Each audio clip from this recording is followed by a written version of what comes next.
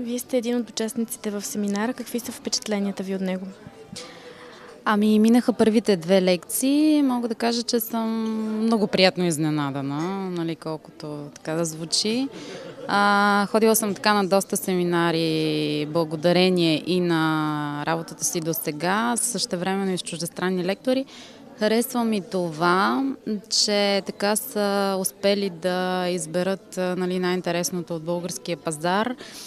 И нали, някой би казал български лектори. Да, български лектори, но де-факто ние живееме тук и повечето, нали, не работят в България. И точно виждаш какво се случва на българския пазар. Както каза колежката от Данон, да, може да вземе опит отвън, нали, копираме, но ти 100% трябва да го пречупиш и през българския пазар. Именно това за мен е много важно. Нали, бидейки в България и работейки в българска компания, дори ползвайки чужд опит, защото топлата вода е открита отдавна, как да го пречупим през българския пазар. Това за мен е най-важното на днешния семинар. Опитите на българските марки, тяхните падения, успехи или това, нали, това, че говорим и за неуспехи в марката и за успехи. Това е, което мен ми е най-интересно до сега. Какви са впечатленията ви от семинара до този момент? Аз по принцип посещавам всички мероприятия, организирани от Power Brand, освен тези, на които не мога да дойда, когато не съм в страната.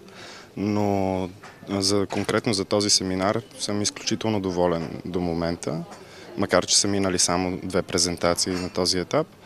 И смятам, че с всеки един семинар Power Brand започва да намира мястото си в пазара на такъв тип обучения, интерактивни.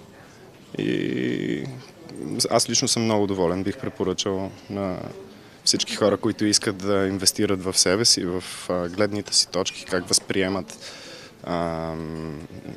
активностите и начина на правене от колегите в бранша, че трябва да посещават такъв тип мероприятия, защото винаги човек има какво да научи допълнително, ако желае.